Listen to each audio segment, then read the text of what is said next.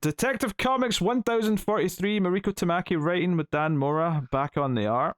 Obviously, Bogdanovich was the alternative. And this is a start of a 3-part Fear State tie-in, which revolves heavily around Mayor Nakano. So this is kind of set around everything going on. Some of this is set a little bit before things go down. And we start off the book with a pair of drivers who actually work for the magistrate, but they don't work, they're not like soldiers or anything. They work for the sanitation services. Yeah, they're like contractors. Like they're driving around their van. Basically, one of them tells a story to the other one about ants and fungus and the fungus growing out of the ant's head. And all I could think was, okay, so as we read this story, there's going to be a character who, that this ant represents, and like this is clearly this is a thematic setup for whatever this arc is. Yeah, but I also read it as this is also how Fear State works, right? It's also their perspective on, that it infects one thing, and then that thing goes all the way to the top just to rain back down. So I thought it also fit into the narrative that's going on there with the magistrate and the scarecrow. I feel like it's probably related to Nakano himself. He's trying to do all this stuff, getting too close to the sun, but then he's going to fall and just sort of become part of the problem when he hits the ground, effectively. He really, last page reveal really hits the ground into some muck. But we'll get there. Yeah, so once it actually gets going proper, though, we have Simon Saint and Mayor Nakano having a meeting, and things aren't as hunky dory between them as maybe like we've assumed in the past. There's a lot of hesitation about letting the magistrate program kind of take control, and Nakano's actually still doubting things, sees that Saint's made some mistakes, and it's a bit more touch and go than originally perceived. Have you noticed this over as Fair State gets going and Scarecrow is more of the central figure, that all the creatives are kind of making Saint look a lot more sniveling and like less sure. A lot more desperate. When we first met him. A lot more desperate for sure. Yeah, like he's and we've seen him wet himself in Batman, and in here he's kind of a stumbling on his words to Nakano and not quite sure of himself as he was, as his plan's not going. And I like that character piece. I also feel like this issue might have tried to like make us sympathize with Nakano and see him as not a, because he's been such an antagonist to a lot of our main characters that just something as simple as him having this conversation with his wife, presumably on the phone, where like she's like, "Hey, you're putting all this on you." He's clearly stressed. He's trying to make the right choices. I mean, obviously, it's trying to build sympathy because he's going to be in jeopardy for the rest of the issue and presumably the whole arc. But it definitely feels like this is the most humanizing of Nakano we've had up until this point. Mind you, I wasn't familiar with Nakano until Tamaki when I started reading Tech again. However, I've never felt that like the antagonism was anything more than, the typical Gotham antagonism with Batman, right? Like he's doing the job of the cops, and that's not good for us, So I felt like with Fear State, they're kind of leaning on him a little bit more antagonistic. So I like this regression back to, he's just trying to do what's best for the city. I think it makes him slightly more three-dimensional, because before he was very much like a plot obstacle for Batman and some of the other characters. He was a reason that was sort of going to lead to Simon Saint getting into some power and getting his magistrate program going. This is clearly making an effort to try and give him a bit more of a character, and we see him kind of survive on his own, because this gunman comes to his office and starts shooting at him. And we see that he's able to dive behind his desk. He pulls a gun out. He tries to fight back. He jumps through the window. There's a lot of stuff going on. And the book does a really good job here of like sort of building the chaos where all the security are kind of going frantically. What the hell's going on? Who's shooting shots in the mayor's office? And they're all scrambling, but there's a team of guards who are actually there with the shooter to kidnap Nakano. Batman shows up though. Great 2-page spread in the rain of him smashing down one of the guys, but they still get away with Nakano. Batman gives chase. A lot of this issue is this chase sequence. You got Batman on the bike, using his grapple gun to completely flip over the van that's taking Nakano. A lots of gunshots, all this stuff. Saint's freaking out because like his security's outside the building and this still happens, so it's making him look like a fool. All this stuff. Very delightful, but between some explosions, between I think it's the bad guy who was kidnapping the Cano has a grenade. They end up going down, and then we know that the sewer system or the subway system is flooded right now. The old tunnels are flooded. Right. But they actually go beyond that into even more tunnels, and the Cano even has kind of a meta line where he's like, how many tunnels can the city have? It's a goddamn labyrinth. So he's down there with his phone, and Batman are both kind of like stumbling around, looking for each other. And Batman is trying to like talk to Oracle and whoever else, but like he's not really getting through to anyone. But the end of the issue is that Nakano runs into some, what would you call this? Like they're like egg bundles or like egg sacks or yeah.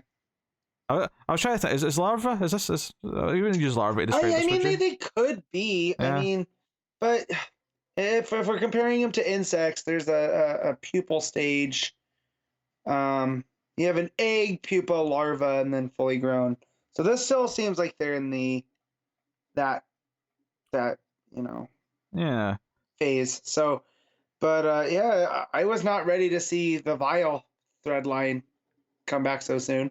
Yeah, this feels connected to that, and it also feels like and even if it isn't, it's still kind of keeping the vibe that like at least some of Tamaki's detective run is kind of monster themed, and we're going to have Batman and the Cano like trapped in these dark tunnels with monsters. Like there's definitely fun to be had here.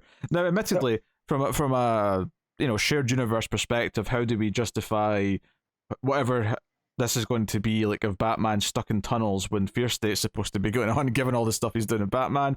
Let's not try and think about it. Let's just go with it. Just roll with it. I always call that the Wolverine corollary of continuity. At one point, Wolverine was featured in like 8 books, and if you were trying to piece together how he was being 3 X books, 2 Avengers, and his own solo series, you were just gonna drive yourself insane. So it's not possible. Yeah. And that's the end of the main story. I mean, it's mostly once you hit the shooter, it's just one big action sequence to the end, basically. Yeah, and this group that tried to kill Nakano said that the guy there said his name is Nero 19. So it seems like it's another either like a criminal group that's getting together, under the nose of the magistrate, or I try to find any significance to that, and I can't. Like, it made me think of Maxie Zeus, right? Who was a Batman character that but that was Greek, not Roman. Part of me was wondering though if this is like kind of a red herring, and this is all just like, I mean, this could just be Scarecrow trying to drum up more fear by hiring a team to kill the mayor, because that would just send the city into even more chaos. Like, the mayor's been assassinated. Right. That would be a pretty big chaos. Things are happening. So main story is good. It's very tight. I mean, I like the sense of like frantic chaos that happens when everything starts going down. The way the security and Saints start panicking, it's like, wait, how did this happen? How is this possible? You really feel the urgency in the moment, because I think Tamaki's really good at giving that sense. Obviously, the art helps out a lot as well, but the pacing and how it jumps around the characters really sells the idea of like this sort of shock occurrence happening. And on the background side of the coloring too, a lot of the first half of the book is very red until they get into the sewers and the grenade goes off, and then it cools down to blues and stuff. And I thought that was a nice creative choice, because it makes everything seem that much more chaotic and full of danger. So it's a nice little touch for the storytelling. Yeah, and I think obviously, I mean, how much this continues throughout the arc is questionable, but it's humanizing the Cano a little bit more and giving him a bit more of a protagonist role in this story is a fantastic addition for the other Batman books. Well, at least the main book anyway. Like, all of a sudden, like, if you're reading that and the Cano pops up now, you have an extra layer to him, an extra facet that feels informed by what you've read in this. So they're complementing each other quite well right now. So What are you giving the main story? I'm gonna give this one an 8. I thoroughly enjoy Detective. I'll give it an 8 as well. It could be higher, but it's such a straight action sequence that I don't know if it can go any higher than that. But it's really well done. I read this one quick. Like I got through it and I was like, oh man, it's already done. Yeah. Like a lot of fun action. Yeah. Oh, I'm hitting things. The backup is the final part of the World War Z.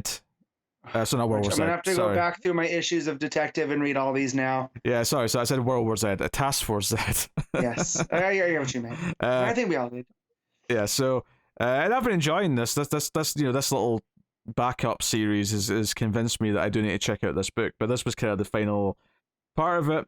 Deb Donovan freaking out. Batman's there now.